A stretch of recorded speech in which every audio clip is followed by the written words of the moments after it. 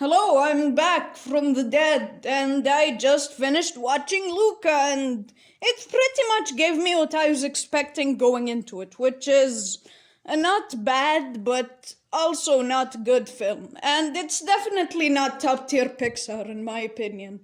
I'd argue that it's one of the weaker Pixar originals, but let me get into more detail, and yeah, I'll be talking spoilers, so skip to this time frame if you haven't seen the film. I'll start with the positives, I guess. Like literally every Pixar film ever made, it has really good visuals and a pretty solid soundtrack. While I do think the soundtrack isn't as memorable as some of Pixar's other films, they even use the trailer music for a montage, but the soundtrack is still pretty good in my opinion. But what holds the film back, in my opinion, is that its plot is oh so generic and predictable. This is honestly one of, if not the most predictable Pixar film ever made. The film also relies on a few tropes. They use the dead parents trope for Alberto, and oh, that was totally not predictable. I did not see that coming from a mile away. And the villain, oh my god. I take back every mean thing I said about Johnny Worthington in Monsters University. Urkel is probably the most generic villain Pixar's ever made.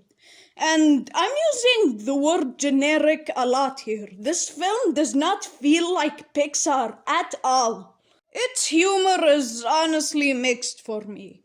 It has a few good jokes and one-liners, but most of the jokes are average or pretty bad. And the writing, just like the humor, was mixed. There were a lot of good lines and dialogue, but there was also a lot of bad ones. And the world building is okay, I guess. I mean, it's not as bad as, say, Onward, but it could be a lot better, in my opinion. The film has what I begged it wouldn't have for the majority of its runtime, which was the forced friend breakup, and it's even worse than it usually is here. There was a few filler. I noticed there were too much dream sequences from Luca, which, I mean, one or two would be fine, but they had like four, I think.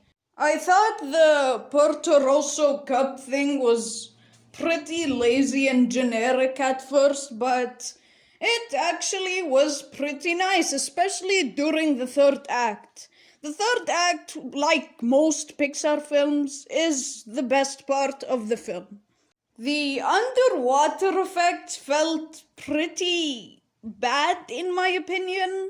I'd argue that Finding Nemo, which is a film released almost 2 decades ago, has better underwater visuals than Luca.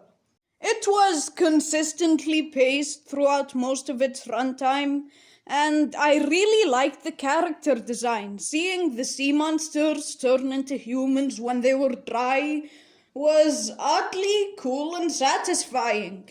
But where the film really shines is its characters and their interactions and relationships. I mentioned previously that I didn't like the forced friend breakup between Luke and Alberto, but that's honestly it.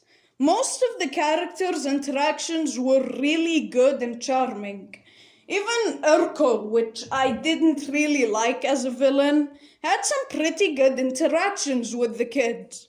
The voice acting was really good as expected from a mainstream animated film, and I liked the casting. I usually don't enjoy child actors or voice actors, but the voice actors of Luca and Julia did a surprisingly good job, in my opinion.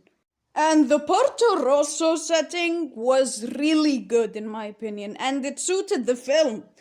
While I think they could have explored it a bit more, I'm still satisfied. And speaking of satisfaction, the ending is really satisfying, and just like most other Pixar films, is really emotional. It's probably the highlight of the film for me. Anyway, this is the end of the review, and yeah, I didn't really like Luca that much. It wasn't a bad film, but it wasn't a good one either. As for my rating, 5.5 out of 10.